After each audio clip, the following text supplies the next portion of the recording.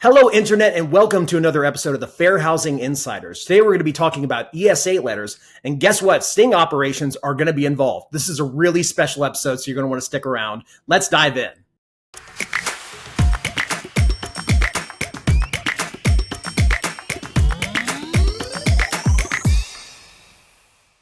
Hello, housing providers and property managers. Welcome to another episode of the Fair Housing Insiders. I'm your host, Michael Coughlin, and we have a very special guest with us today, and that is Logan Miller from Our Pet Policy. And we're just really excited to have an expert on ESAs and all the crazy things that happen behind the scenes in property management. Logan, welcome to our channel. Hey, thanks, Michael. I'm excited to be here. Yeah, I'm so excited too. So real quick for our audience, can you tell us a little about yourself and what Our Pet Policy does? Yeah. So I'm a co-founder of Our Pet Policy. It was started by me and my brother, and we had issues regarding emotional support animals. And what the one in particular, the straw that broke the camel's back, if you will, was a unit that had an elderly couple with two emotional support animal cats. Their son moved in with two emotional support animal dogs. The dogs chased the cats. The cats would hide up on top of the cabinets, destroyed the cabinets, the doors, the carpet, you name it. Tenants move out middle of the night type thing. And come to find out, the son had used an online purchased ESA letter. And so at that point, we're like, hey, we're done with that. We're going to combat that. And that led us to where we are here today. Wow. Yeah, that's. I'm sure that all the property managers watching are aware of some horror stories like that. So that's amazing. And again, just really glad you could join us and give us the benefit of your expertise.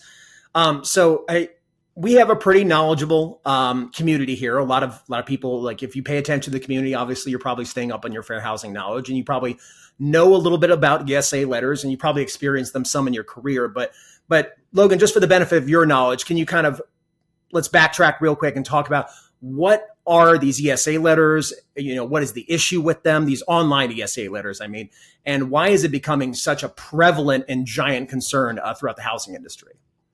Yeah, and so, like you said, most of your listeners probably know about the Fair Housing Act and how housing providers are required by federal law to allow emotional support animals into the unit, not charge any pet fees, any pet rent, regardless of the number of animals. If they have two emotional support animals, three emotional support animals, they already have two pets, right? You need to allow more animals than are usually allowed in the unit. And so because of that, it's an easy target for, tenants want those letters. Renters want those letters. It saves them money, right? And so if we take an average of a $300 one-time pet fee and $30 per month pet rent over 24 months, that's a little over $1,000 a renter can save if they can provide an online ESA letter and get it approved. It's instant savings for them. Oftentimes these online letters cost anywhere between $99 and $189. And so, and they offer a money back guarantee. And so for any renter, it's like, well, why wouldn't I try this? And so they do. That's, oh God, that's rough. And we understand rents are high these days and people are trying to save money however they can. But unfortunately, a lot of the times you are really, you're committing acts of fraud. You could be, depending on the state you live, you could actually be committing a crime because some states do have laws against misrepresenting assistance animals. And it's always important to note, I talk to advocacy groups that actually do work with, disabled residents to make sure that they have the service animals they need. It's mostly service animals in that regard. And they are very much against the practice of misrepresenting service and emotional support animals as well, because that makes life harder for them. And they do 100% need them. And, that's not the goal here is not to deny anybody the services they need, but to make sure that only those who really do need them are getting them. Yeah. Yeah, and that's the biggest problem too. You get someone with illegitimate emotional support animals. They're bending the system.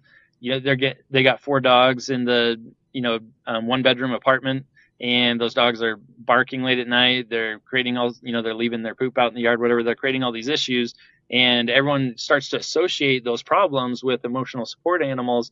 when a legitimate emotional support animal is, we typically see, the people that really need them, they take really good care of their animals. They're not causing problems. But yeah, even property managers, other renters, they all start associating, emotional support animals with this fraud or with those issues, and that's not what we want. We want to protect that right for emotional support animals. We want to, let everyone know that, hey, legitimate ones, they are needed, and there's a process to weed out all those illegitimate ones. Yeah, yeah. Can you kind of go through like what your process like looks like a little bit? You don't have to get too into detail because I know it can get complicated. I think one time you told me you had so many different avenues you could go down for vetting these animals, but maybe just a quick overview for our community. Yeah, and so, like you said, there's over 250 different workflows that we go through to verify an emotional support animal, and so when you start off, it's like, oh, it seems pretty easy, but then you run into those different situations, and it can get complicated. But yeah, so the basics of it, as soon as we get an ESA letter, the first thing we do is compare it to the online ESA letters that are sold. So we go online, we purchase these online ESA letters regularly. We have a database of them and are able to identify those. We create, depending on the website, depending on the healthcare provider, there's different things that we can identify to show that they were purchased from certain websites, keep track of how many are purchased from each website, etc. So that's the first thing we do is compare it to that. Next thing we do dive into and if it wasn't purchased online, make sure that it meets those requirements. Does it say they have a disability related need for that animal? Or if it doesn't mention the word disability, does it suggest that they have major life activities that are alleviated by this assistance animal? And we do find quite often healthcare providers will write an ESA letter for someone that doesn't have a disability.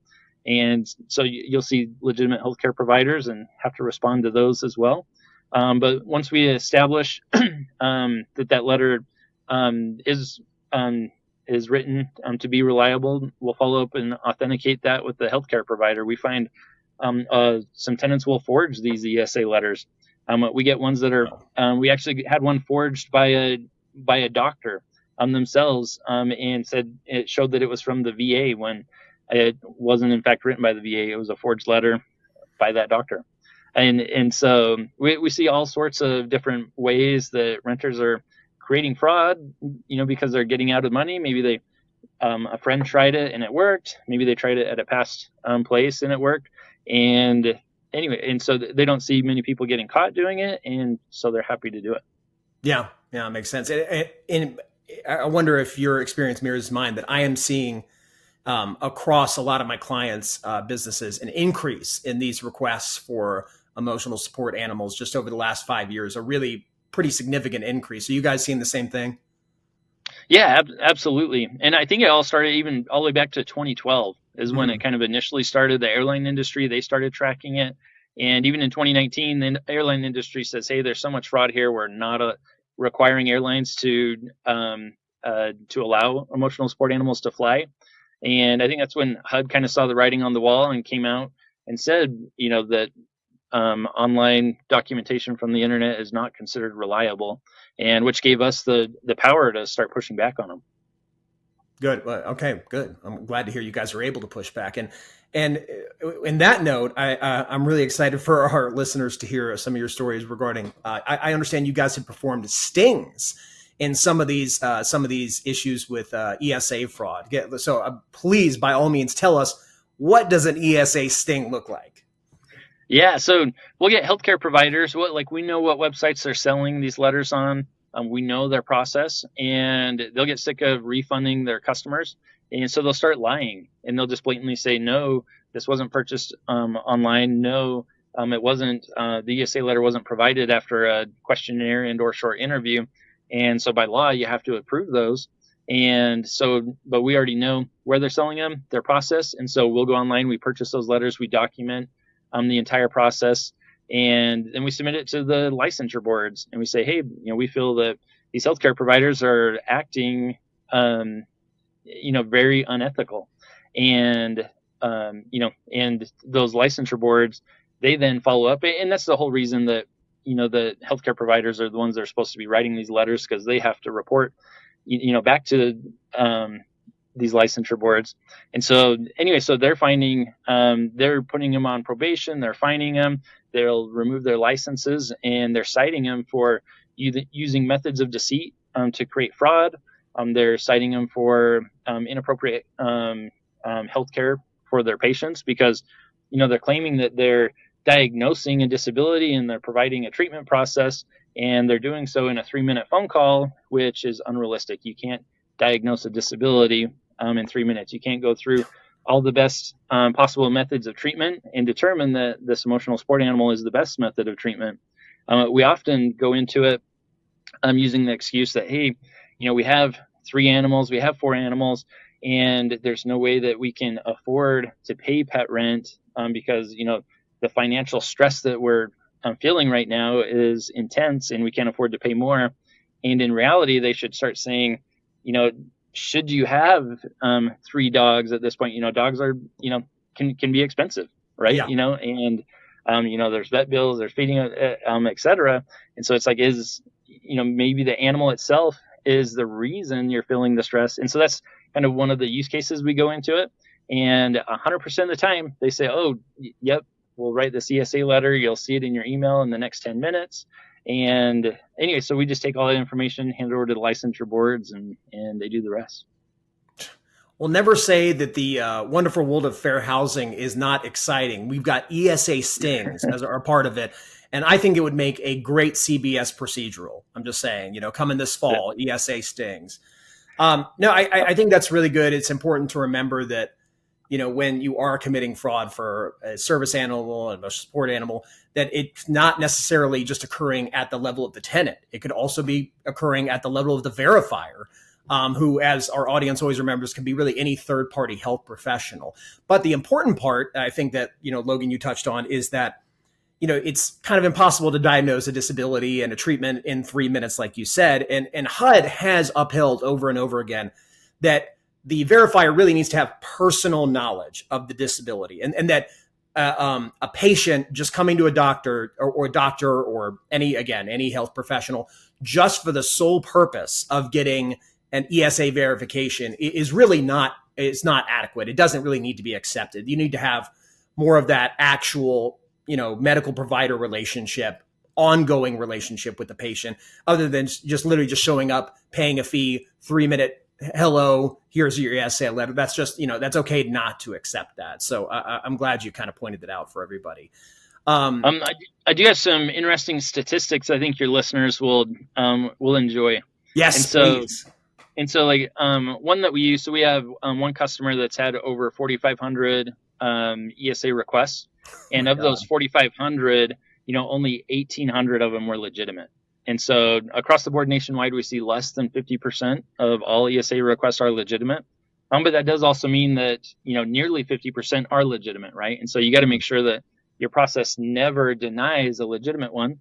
However, going back to these healthcare providers that are selling these letters online, we turned in one healthcare provider. We were able to statistically prove that this one healthcare provider from one website was selling on average 1,700 ESA letters per month. Oh my God. And they were a licensed social worker.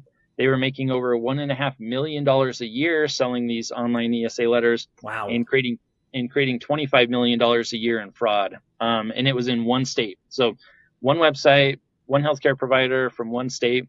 And there are, nearly 100 websites we've identified at this point that are selling these letters, and they're selling them in every state. And so you can only imagine the amount of fraud that's going on out there with that. Yeah, it's almost hard to keep up with it, because it's just, you said it right there. They made over $1 million. There's money to be made here. And when there's money to be made, businesses will keep popping up. And, you're doing your best to make sure that the ones that are committing fraud are identified and hopefully handled. But unfortunately, one can just pop up as soon as another one goes down, one comes up. So I think that leads us well into, let's talk about, our management teams out there, our property management, our housing providers. What can they do to protect themselves from when they get these fraudulent ESA letters and falling victim to them? Yeah, yeah. And so starting with the basics, you need to have a consistent process that follows the HUD guidelines, right? And so that's something that you would need to work through with a lawyer. Make sure that you're asking the right questions. There's a lot of questions you can't ask to a tenant submitting an ESA letter, so you want to make sure that you are asking those right questions. But then the next step is being able to identify the fraud. So the easiest ones that you can identify are the certificates and the registration cards. And so those ones are automatic, easy knows. Those ones you can purchase online for as low as $25. You can go on there, you just input the animal's name, your name, and you can print it right off right there. So those are not legitimate. There's no healthcare professional even involved in those. So those are the immediate fraud that you can cut out. And then the next fraud, if you go online and purchase some ESA letters yourself, there are several websites that will use the same template in all 50 states. They're super easy to recognize, so you yourself could recognize those. But to recognize them from, the nearly 100 websites out there, unless you wanted to go and buy them from all 100 websites, that gets to be difficult. And that's where kind of why we created our pet policy, is to be able to do that, create a huge database to handle all those, to be able to recognize every single website out there. And so to catch all the fraud, you could use, a company like Our Pet Policy, where we have that database and we are pushing back on all those. But you yourself can catch quite a bit of fraud, but it does take significant work on your end. Yeah, of course, of course. And remember, another way to protect yourself is to stay up to date on fair housing knowledge, like the great knowledge you're getting in this video right now. So make sure to like this video, ring that bell for the notifications, subscribe, and share with your network so you can stay on top of really complicated situations like this one. So Logan, I think it's important that we always address some of the risks and pitfalls. We kind of take a different approach at the Fair Housing Institute than some other trainers or even fair housing attorneys do. I've met fair housing attorneys out there that are like, oh, if you need a 7th emotional support rat and they have a certificate, just go ahead and approve it because the risk is too great to not to. You probably have had situations, right, where even though you had all the evidence that this, was a fraudulent ESA letter, that kind of thing, that you still potentially could get a fair housing complaint from that, correct? Yeah, and you can get a fair housing complaint from someone that never even submitted a letter. Yeah. And if they write that complaint just in the right way, if they say, hey, I submitted a request for my emotional support animal and the housing provider didn't even consider it, that request will get taken up by HUD to be investigated. And in the reality of it, they submitted an email saying, hey, you need to approve my ESA. And when reliable documentation was asked for, they said, I don't have to provide reliable documentation. Now, if they had written all that out in the HUD complaint, then, it wouldn't have been even taken up as a complaint to be investigated. But sometimes they'll write it in a way to where the HUD investigator says, hey, there might be probable cause, for, this is legitimate. And so you can, no matter what you do, you can always get a complaint filed against you. But those ones are easy, no cause cases in that instance. But you also want to make sure that whatever you do, that you never deny a legitimate letter, because at that point, it's going to cost you significantly. You're going to lose a HUD investigation like that. And those are really expensive. And you don't ever want to be in the position to where you're unrightfully, treating people with a disability and a legitimate need, incorrectly. Yeah. Of course, in like all things, this ends up being like a level of risk management. You can always get a fair housing complaint for turning down a reasonable accommodation request for anything.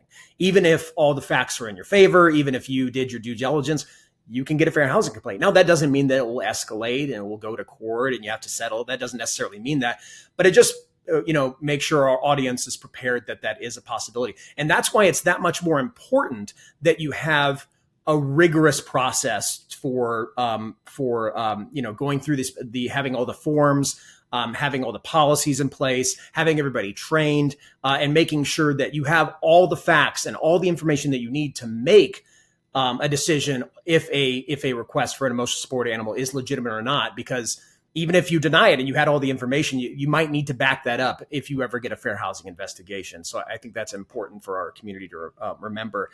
The other one I run into a lot is obviously I think a lot of the community is catching on to these these ESA fraudulent websites, the fraudulent certificates, and that is building this push to say, okay, the property management is going to push back.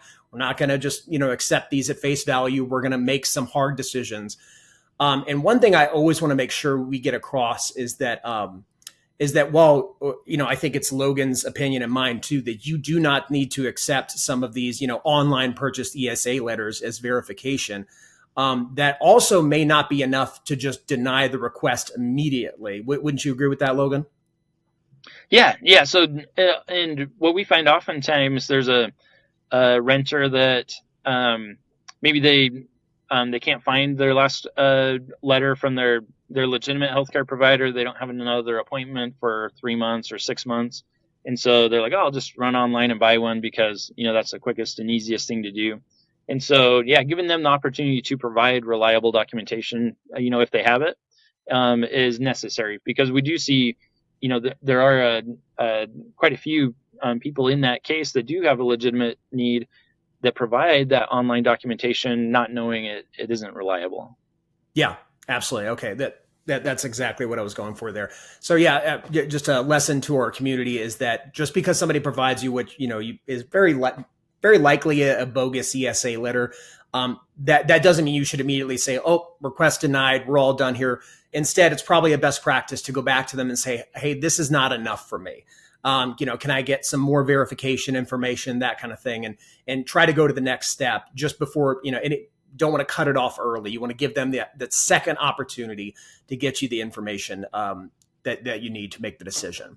So, Logan, why does our pet policy feel that it's so important to weed out these providers and these websites that are selling all these ESA verification letters without and they're actually not providing any healthcare services? Why do you feel like it's so important for that to pursue that mission? Yeah. So there's a couple of reasons there. So the most important one is, it's, for both property managers and other renters, kind of like I mentioned before, it's giving emotional support animals a really bad name. Even people with legitimate service animals, people with legitimate emotional support animals, they look down on it. They hate the fraud more than sometimes I think the housing providers do, because they don't want their animal falling, under those assumptions. And so I'd say that's the number one most important reason. The number two reason is, animals do cause a significant amount of cost to the property. And so, you got a multifamily property, the dogs are out using the pet relief area, and you've got to, treat those pea burns in the grass. You got to keep that landscaping looking good. You got to keep the doggy bags filled up. Or you have a tenant move out, and it takes you a month to get a new tenant in. They move in, and all of a sudden they're having an allergic reaction because there was a cat that lived there previously. And so you've already refunded the security deposit. So you got to pay to go and de-dander that apartment, some deep cleaning, sometimes HVAC cleaning, etc. And all that cost falls directly on the property. And so there are real costs associated with it. And the only way that the properties can kind of get reimbursed for those costs is by charging that pet rent or that pet fee. And so, it makes sense to, to catch that fraud up front and, not let the, people get away with it. Because what that does at that point, if, you have a significant amount of people getting away with that fraud, all of a sudden the ones with pets and that are doing it the right way, all of a sudden they have to pay more to cover those expenses for the property. And so they're getting penalized for doing it the right way. And so, we feel the best way is to, make it transparent, what's legitimate, what's fraudulent. And for those that should be paying, following up and making sure that they are.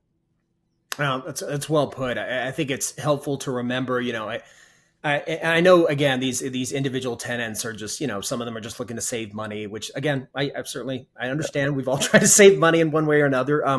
But what they're doing, it has this kind of spider web effect out. Obviously it's going to cost the property money, but it's also probably costing other tenants money because they got to cover, like you said, the money for those damages. So people that just want to live with their pets have to pay more.